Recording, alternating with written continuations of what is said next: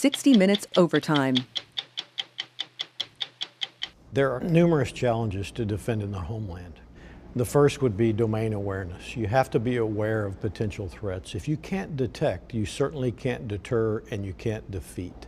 And you're seeing that play out with the events with drones around the country. Our story this week on 60 Minutes is about the drone incursions, like the one that everyone saw over New Jersey at the end of 2024.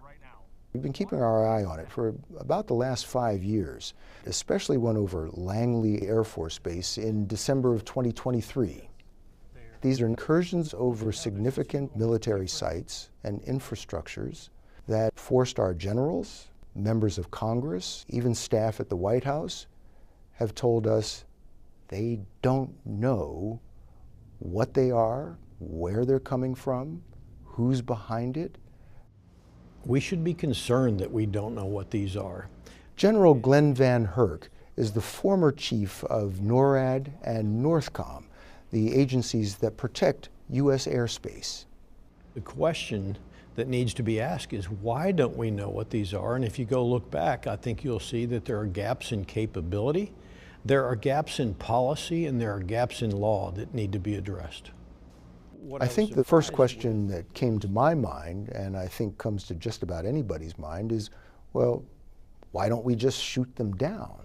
Well, if you can't detect them and track them and identify if they're potentially a civilian airplane, then it's really challenging. And people calling for shooting them down over very populated areas need to understand that a fighter or a land-based missile or a missile off of a ship is going to accelerate to 2 to 4 times the speed of sound and have large exploding titanium rods that come out of the warhead at thousands of feet per second. Imagine those going off in a neighborhood, or a missile that weighs several hundred pounds falling out of the sky in your neighborhood. There's an issue of jurisdiction. Who shoots it down?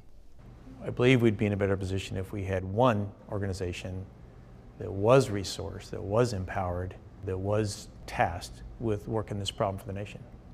Retired Air Force General Mark Kelly is the highest ranking official at Langley Air Force Base to actually witness the drones. I would offer from the FAA, they see this as a distinct airspace problem. They would not be wrong. I would expect that the DoD sees this as a defense of the nation problem. They would not be wrong either. The Department of Homeland Security probably sees this as a Homeland Security problem. Local and federal law enforcement sees this as a criminal activity problem. None of these entities are wrong. They just can't all be in charge. The other thing the military could do is to try to jam the frequency that these drones are using. But that has complications as well. If you jam those frequencies and they reside in a spectrum that may be for TV or transportation, such as airplanes, then you're going to have interference with those.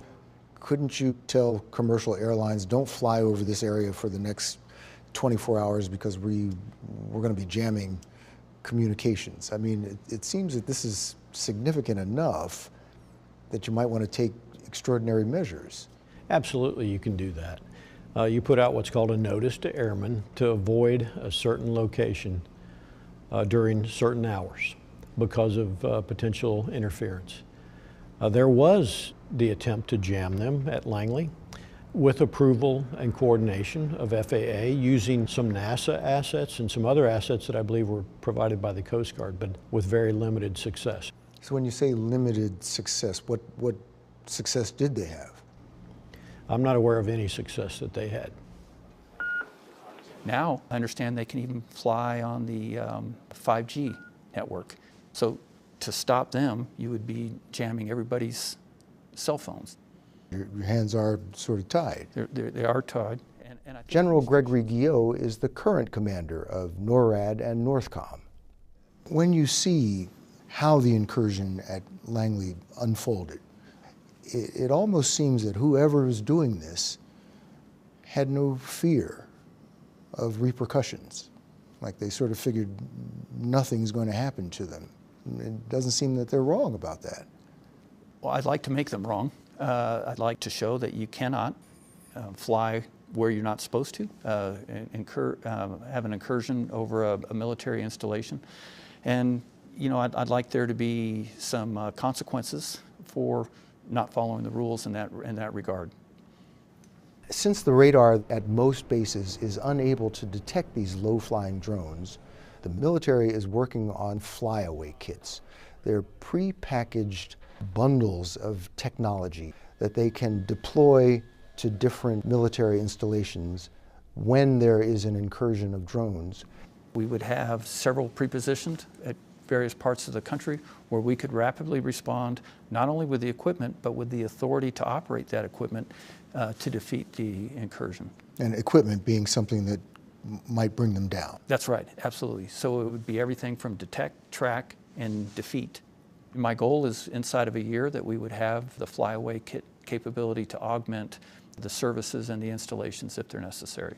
So within a year, were Langley to happen again, there'd be some ability to respond. That's my goal. And I think that we're well on our way partnering with industry to get there.